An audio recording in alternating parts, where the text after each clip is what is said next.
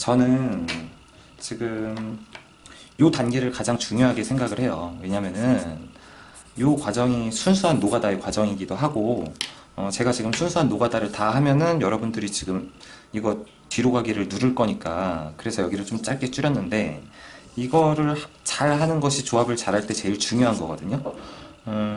수영도를 잘 그릴 수 있는가. 네. 이거는 좀 본인이 학습하실 때 참고해서 해주시기 바라고요. 안녕하십니까. 전국에 계신 시청자, 구독자 여러분. 저는 김벌레쌤 TV의 벌레쌤이에요. 오늘은 교란 수열이라는 걸 한번 해볼 거예요. 이거는 저희 학원 학생들도 좀 요청을 했고, 제 구독자 중에 한 분도 이거를 요청을 해서 제가 이거를 지금 찍으려고 하는데요. 자, 일단 이 교란 수열이라고 하는 것은 영어로 자, 이렇게 부르는데요. 지금 요 대상이 우리가 수열이라고 하니까 어떤 수의 나열이라고 생각할 수 있잖아요. 그런데 꼭 대상이 수일 필요는 없어요. 그래서 수라고 생각하지 않는다면 어떤 섞는다, 어떤 뭐 나열적인 의미에서 생각을 하겠다. 그래서 영어로는 이 두 개를 같이 쓰고요. 약자로는 D를 보통 써요. 그래서 자, 우리가 이걸 알아보는 개요는 첫 번째는 정의, 우리가 무엇을 교란수열이라고 하는지에 대해서 먼저 할 거고요. 자, 그 다음은 일반항을 유도를 할 겁니다. 그동안 이렇게 안 했는데 좀 수학다워지는 느낌도 나고요. 자, 3번은 뭐 점화식. 자, 4번은 어떻게 써먹느냐. 응용 뭐 이렇게 요 네 단계로 맞춰서 한번 설명을 해보려고 합니다. 먼저 정의인데요. 정의는 요거와 같습니다. 어차피 이거 편집으로 여기다가 지금 자막 넣을 거라서 제가 굳이 손으로 안 써도 되는 것 같아요. 네. 정의는 요거와 같습니다. 그러면은 요 말이 어떤 상황을 뜻하는가 한번 살펴봅시다. 예를 들면 이런 거죠. 자, 여기에 의자처럼 보이시나요? 의자에 두 사람이 앉아 있습니다. 자, 의자에 두 사람이 앉아 있는데 요 앉아 있는 사람들이 자리를 바꿀 거예요. 근데 자리를 바꿀 건데 서로 바꾸는데 요 A라는 녀석은 자기 자리에 가면 안 되고요.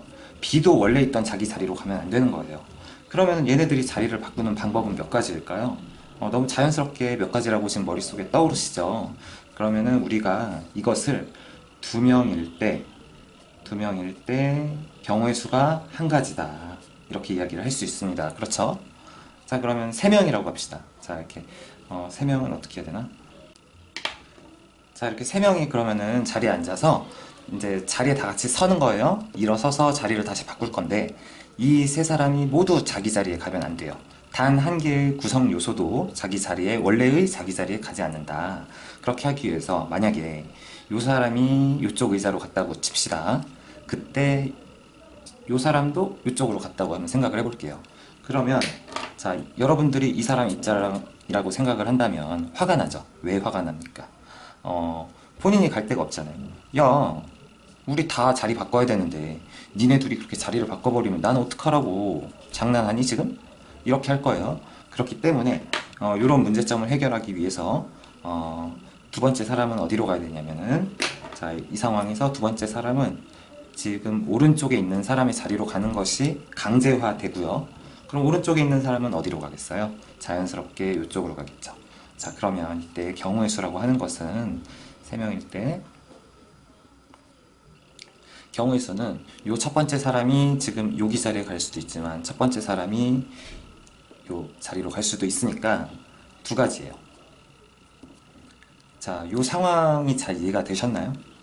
자, 그럼 이제 네 가지일 때 할 건데요. 자, 그런데 우리 점화식 공부했지 않습니까? 점화식.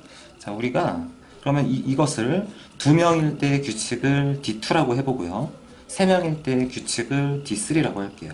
이렇게. 자, 그렇다면 DN이라고 하는 것은 어떻게 정의되냐면, 요게 또 편집해서 쓸게요. DN은 이렇게 정의가 되겠죠? 자, 그 정의에 맞춰서 D4라는 걸 한번 해볼 건데요.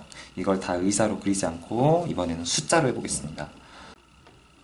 자, 그럼 우리가 바라는 경우의 수라고 하는 것은 살펴봅시다. 1의 자리에 2가 오거나 1의 자리에 3이 오거나 1의 자리에 4가 오거나, 자, 이 경우의 수의 합입니다. 1의 자리에 2가 오거나, 1의 자리에 3이 오거나, 1의 자리에 4가 오거나. 자, 그런데 자, 이때 경우의 수가 다를까요? 1의 자리에 2가 올 때랑 1의 자리에 3이 올 때의 경우의 수가 다를까요? 같겠죠? 이게 왜 같을 거라고 생각이 정말 이해가 안 되시는 분은 댓글로 남겨주시고, 그럼 우리는 1이 2의 자리로 왔을 때의 경우의 수를 생각을 한 다음에 이 상황에다 곱하기 3을 하면 될 거예요. 그쵸? 그러면 1이 2의 자리에 왔을 때 2가 아니죠. 1의 자리에 2가 왔을 때 2의 자리에 1이 온다면 봅시다. 1과 2는 서로 자리가 맞바뀐 상황이고, 이때 3과 4는, 자, 1과 2는 끝난 셈이죠. 3과 4는 두 명이 서로 자리를 바꾸는데 자기 자리로 안 가는 것, 즉 D2가 될 겁니다. D2는 한 가지예요. 그쵸? 자, 그렇다면 2가 이 자리에 그러면 3이 오거나 4가 올 텐데, 이 다음에 3이 오는 거는 여기는 4, 1, 2, 4 다음에는 1, 3 안 되니까 1, 3밖에 안 되겠죠? 해서 두 가지예요. 그러면 합쳐서 세 가지니까, 자, D4라고 하는 것은 3 곱하기 1 더하기 2는 9. 자, 이렇게 되겠네요. 자, 이렇게 DN의 정의를 한번 해봤습니다. 여기까지 그렇게 어렵다고 느껴지진 않는데, 요 과정이 근데 저는 제가 뭐 지금 만약에 이 조합이라는 과목을 가르치기 위해서 지금 이 강의를 한다고 생각을 하면은, 저는 지금 요 단계를 가장 중요하게 생각을 해요. 왜냐면은 요 과정이 순수한 노가다의 과정이기도 하고, 제가 지금 순수한 노가다를 다 하면은 여러분들이 지금 이거 뒤로 가기를 누를 거니까, 그래서 여기를 좀 짧게 줄였는데, 이거를 잘 하는 것이 조합을 잘할 때 제일 중요한 거거든요. 수영도를 잘 그릴 수 있는가. 네. 이거는 좀 본인이 학습하실 때 참고해서 해주시기 바라고요. 자, 이번에는 일반항이라고 하는 것을 한번 유도해 보겠습니다. 일반항. 그럼 지금 일반항이라고 하는 것은 n에 어떤 값이 들어와도 우리가 경우의 수를 몇 가지라고 n에 대한 식으로 표현을 하고 싶은 거예요. 자, 그래서 자, 여기 정의 보이시죠? 일반항. 자, 일반항 보이시고, 자, 그럼 지금 요 문장 속에 숨어진 우리가 조건을 발견해 봅시다. 조건 1 뭐죠? 1은 1이 자기 자리에 가지 않는다.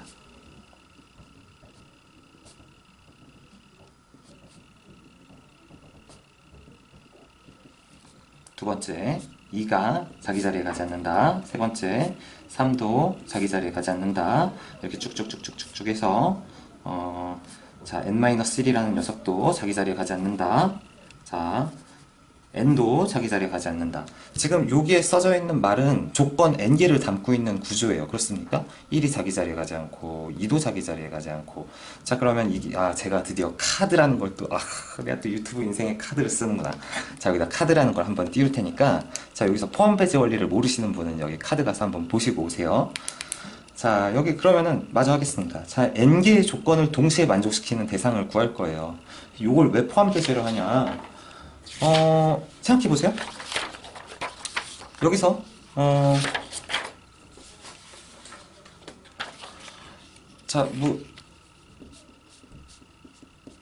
여기서 1이 자기 자리로 가지 않아요? 그러면은 우리가 이걸 분류라는 대상으로 이걸 접근하기 시작하면은 2 다음에 3이 오는 거, 2 다음에 4가 오는 거, 2 다음에 5가 오는 거, 3 다음에 1이 오는 거, 3 다음에 4가 오는 거, 3 다음에 5가 오는 거, 4 다음에 1이 오는 거, 4 다음에 3이 오는 거, 4 다음에 이걸 다 언제 더하고 있냐고요. 가능하겠어요? 그럼 2 다음에 3이 오는 거는 그 다음 어떻게 해야겠어요?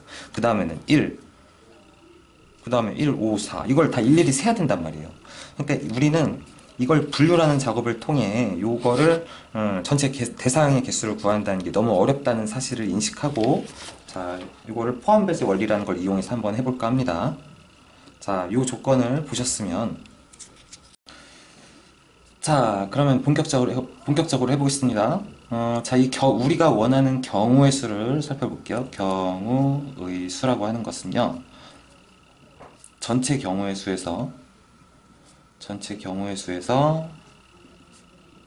에서 1번 조건을 만족하지 않거나 2번 조건을 만족하지 않거나 3번 조건을 만족하지 않거나 해서 n번 조건을 만족하지 않거나 이런 걸 빼면 돼요. 왜 이건지를 모르겠다. 그러면 아까 그 포함배제 원리 영상을 보셔야 됩니다. 자, 경우의 수라고 하는 것은 전체에서 주어진 조건을 만족하지 않는 거. 여기서 말하는 주어진 조건이라고 하는 것은 1부터 n까지의 모든 조건을 만족해야 되는데 이걸 만족하지 않는다라는 것은 이들 중에 단 한 개만 만족하지 않아도 우리가 빼줘야 되는 대상이라는 거죠. 그래서 여기 합집합이 있는 거예요. 이거를 최대한 쉽게 설명한다고 했는데 뭐 이 정도면 이해 가시겠죠? 자, 그럼 전체 경우의 수라고 하는 것은 1에서 n을 배열하는 모든 경우의 수니까 n 팩토리얼이 될 것이고요. 자, 1을 만족하지 않는 게 몇인지 한번 살펴봅시다. 1을 만족하지 않는다라는 것은 이 조건을, 자, 1번 조건을 만족하지 않는 거죠. 그건 뭡니까? 1이 자기 자리에 간다. 그럼 1이 자기 자리에 가는 것은 경우의 수가 1이 자기 자리에 가니까 응? 이거 설명해야 되나? 1이 자기 자리로 가니까 n-1 팩토리얼이구나. 자, 그럼 2가 자기 자리에 가는 건 뭐예요? n-1 팩토리얼이구나. 자, 이렇게 해서 n이 자기 자리에 가는 거는 몇 개냐면 이것도 n-1 팩토리얼이에요. 그런데 n-1 팩토리얼이라고 하는 녀석이 지금 몇 개 있습니까? 하나, 둘, 셋, 넷, 다여, 샥샥샥 n 개 있어요. 그래서 우리가 이것을 n 곱하기 n-1 팩이라고 이렇게 쓸 겁니다. 괜찮나요? 자, 그럼 이번 두 번째로 더해줄 것은 무엇이냐면 이렇게 빼다 보니까 1, 2가 모두 자기 자리에 들어간 대상은 여기서 빼면서 두 번 뺐다는 거예요. 그래서 한 번 더해줄 건데 그런 더해주는 대상은 몇 개냐면은 1, 2, 1, 3, 1, 4, 2로 이렇게 해서 2, 3, 2, 4, 2, 5 이렇게 이런 걸 우리가 NC라 그래요. 이렇게 뭐 교란 수열이 뭔지 궁금해서 찾아보는 학생 정도면 NC가 뭔지는 알 거니까 자, 이렇게 포함배제 원리도 대충은 알 거니까 자, 그럼 1과 2가 자기 자리에 간다 라고 하는 것은 나머지 녀석은 상관이 없어요. 자, 그래서 우리가 이거를 자, n-2 팩토리얼인데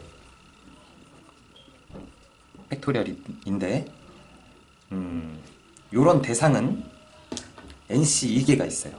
NC 2개. 이 식을 쓰기 왜 이렇게 싫냐. 그래서 이거 쓰죠. 씁시다. 그래서 자, 전체에서 뺍니다. n 곱하기 n-1 팩 빼고 더하기 nc 곱하기 n-2 팩 더하고 빼고 nc 3 n-3 팩 자, 더하기 이렇게 계속 하는 거예요. 자, 그럼 이거 계산을 하겠습니다. 그럼 이 녀석은 지워지고 nc는 2길 n-1 그래요.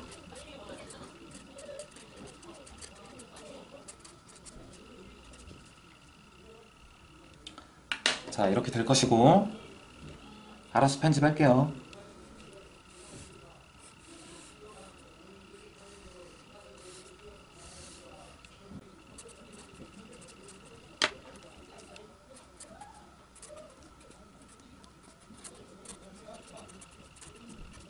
이렇게 될 것이고 자, 얘는 지금 요 분 자에 해당하는 것 녀석이랑 오른쪽에 있는 녀석 곱하면 n팩이니까 n팩으로 묶어줬으면은 n팩으로 묶어주면 자, n팩은 n 더하기 이렇게 가서 마지막은 마이너스 1 자, 이렇게 일반항 공식이 나왔습니다. 자, 근데 여기서 중요한 거는 일반항 공식이 나왔는데 이 공식은 외우지 마세요. 안 중요해요. 하나도. 이 공식은 여러분들이 죽을 때까지 교란 수열을 구할 때 이 공식에다 대입해서 써먹지 않습니다.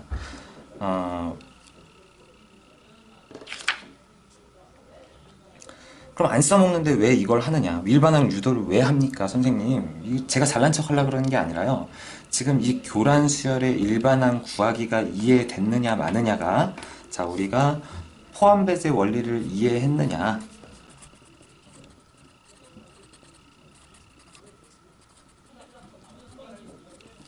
자, 요것을 이해한다라는 것은 포함배제 원리를 완벽히 이해했다라는 말과 동치기 때문에 똑같은 말이라서 저희 선생님들 입장에서는 요거를 되게 중요하게 가르칠 수밖에 없어요. 왜냐면은 그렇겠죠? 학생이 요걸 이해하면 포함배제 원리를 이해를 한 거예요. 포함배제 원리를 하지 않고서 우리가 다른 걸 할 수가 없어요. 조합이라고 하는 대상의 반 이상이 포함배제 원리를 이용하는 게 많아서 자 그러면은 뭐 이게 이해가 안 간다.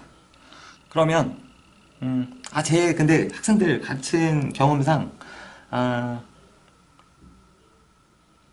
포배 원리가 어려워요. 시간도 많이 걸리고 사실 그렇잖아요. 이 포배 원리라고 하는 것이 이렇게 눈에 명확하게 보이는 게 아니잖아요. 전체에서 뺀 다음에 더하고 더한 다음에 뺐는데 막 이런 과정이 머릿속에서 그려지는 상황이 아니기 때문에 확실하게 그 가슴에 와닿진 않아서 이렇게 잘 이해를 못하는 친구들이 있는데 뭐 그 부분은 이해를 해요, 제가.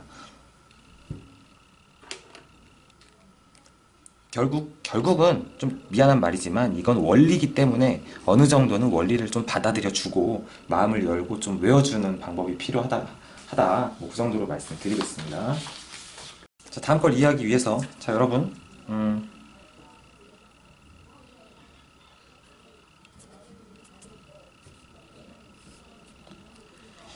자 우리가 배우기로는 요 자리에 1이 안 오고 요 자리에 2가 안 오고 요 자리에 3이 안 오는 거를 D3이라고 배웠습니다. 자, 요 자리에 2가 안 오고 요 자리에 3이 안 오고 요 자리에 1이 안 오는 건 뭘까요? 자, 이것도 똑같이 D3이에요. 그럴 것 같아요? 그래요. 자, 요 자리에 1이 안 오고 요 자리에는 3이 안 오고 요 자리에는 2가 안 오고 이것도 마찬가지로 D3입니다. 똑같아요. 그런가요? 자, 꼭 자기 자리에 가지 않는다라는 말보다는 모두 다 배열이 흐트러져 있다. 좀 이렇게 받아들여 주시는 게 좋습니다. 자, 이거를 증명을 해야 되나요? 뭐, 잘 이해 안 가는 분들은, 자, 여기에 뭐, 김이 오지 않고요. 여기에 벌이 오지 않고, 여기에 레가 오지 않는다. 이게 D3잖아요. 근데 이게 벌레킴이라도 상관은 없잖아요. 이해하셨나요? 얘가 1이고, 얘가 1, 2, 3. 한 다음에 2, 1, 3. 2, 1, 3을 배열하는데 이 자리에 1이 오지 않고 1 다음엔 2가 오지 않고 3 다음에는 3이 오지 않는 그 녀석도 뭐 다르네. 3은 3인데 어쨌든 3은 3이고 이렇게 2, 3, 1 다음에 1, 2, 3이 오지 않는 이것도 어차피 D3니까 상관없겠죠. 자 이번엔 점화식을 한번 작성을 해볼 건데요. 그 앞에 제가 점화식 작성 방법에 대한 영상을 올렸는데 그걸 보신 분들이라면 지금 마음속으로 한번 생각을 해보세요. 지금 우리가 교란 수열의 점화식을 구하는데 저는 합의 법칙을 이용할까요? 아니면은 수영도를 이용할까요? 합의 법칙? 수영도? 지금 생각해 보세요. 저랑 결과가 같을까요? 저는 합의 법칙을 쓸 거예요. 자, 그런데 1부터 n까지로 하면 우리가 조금 헷갈리니까 1부터 7까지의 경우의 수를 생각을 한 다음에 그것을 n에 대해서 확장을 시키겠습니다. 봅시다. 자, 1, 2, 3, 4, 5, 6, 7을 다시 배열을 할 거예요. 그런데 경우의 수라고 하는 거는 요 두 가지 경우의 합인데요. 자, 봅시다. 7 기준으로 보겠습니다.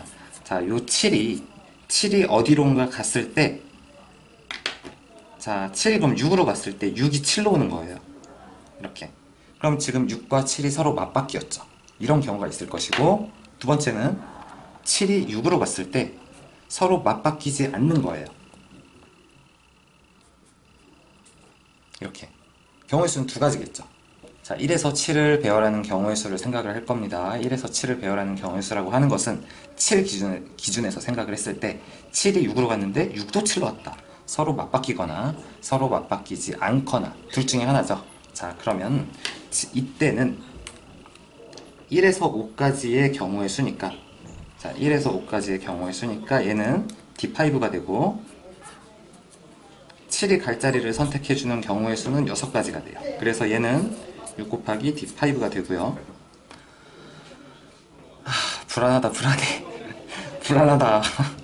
지금 애들 저녁 시간인데 자, 7이 6으로 갔는데 생각해봅시다. 6을 이게 봐봐. 1이 1의 자리로 안 가죠? 2가 2의 자리로 안 가죠? 3이 3의 자리로 안 가죠? 4가 4의 자리로 안 가죠? 5가 5의 자리로 안 가면서 6이 이 자리로 안 와요. 그럼 이것은 교란 수열의 정의에 의하여 뭐죠? 어떤 상황이죠? D 6의 상황이죠. 근데 7이 갈 곳을 결정하는 경우의 수는 6가지죠. 그래서 D7이라고 하는 녀석은 6으로 묶으면 6 곱하기 D5, 뭐 D6 더하기 D5라고 할까요? 자, 이런 식이 만들어지는 거예요. 그럼 우리가 이 녀석을 n에 대해서 생각을 할 수 있겠죠? 여기 있는 숫자를 n으로만 바꿔주면 dn은 n-1 곱하기 dn-1, dn-2다. 뭐야? 밖에서 애들이 이거 찍는 거 보고 있는데 그래도 매너가 있어서 들어오진 않네요. 아, 착한 놈들이. 그럼 뭐 이 정도로 관객이 어딨어? 뭐가 자기적이야? 뭐 하는 거야? 찍고 있는 거야. 근데 어차피 이거 편집하면 되니까. 오, 저 맛이. 뭔가 되게 자기적이에요. 평소엔 이렇게 특이해? 뭐야 이거? 책상. 지구화생 구독하셨어요? 에? 지구화생 구독하셨어요? 아, 그분이 진짜.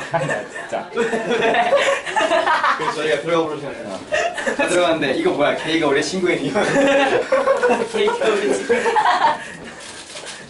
아 진짜 그렇게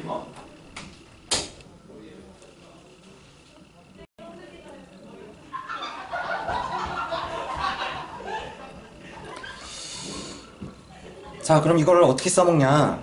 저는 뭐 이런 예를 하나 드릴 수 있을 것 같아요. 자, 여러분들이 대학교에 가면요. 대학교에 가면 미팅이라는 걸 아마 할 거예요. 뭐 안 할 수도 있지만 아마 할 거예요. 자, 미팅이라는 걸 하면은, 자, 남자들이 자신이 마음에 드는 여자들에게, 이렇게. 나는 누가 마음에 든다. 나는 누가 마음에 든다. 나는 누가 마음에 들어. 뭐, 이런 표가 물론 겹칠 수도 있겠지만, 안 겹치게 이런 상황을 한번 설정을 해볼게요. 자, 이런 상황이 설정됐다고 합시다. 네,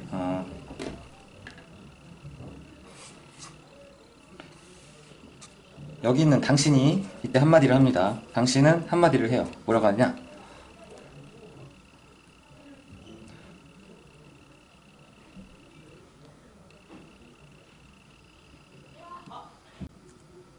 자, 우리 중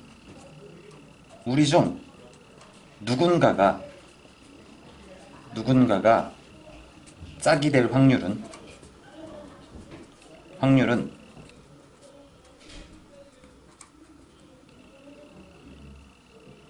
24분의 15야. 이러면 좀 없어 보이지. 그래, 이거를 딱 멘트를 정해서 갑시다. 3으로 나눠야 되니까. 3. 자, 우리 중 누군가가 짝이 될 확률은 8분의 5야. 왜냐하면 너희들이 우리에게 화살표를 보낼 사팩 24분의 전체 경우에서 아무도 짝이 되지 않을 D4를 제외했기 때문이지. D4는 9거든? 자, 그래서 자, 우리들 중 누군가가 짝이 될 확률은 8분의 5야.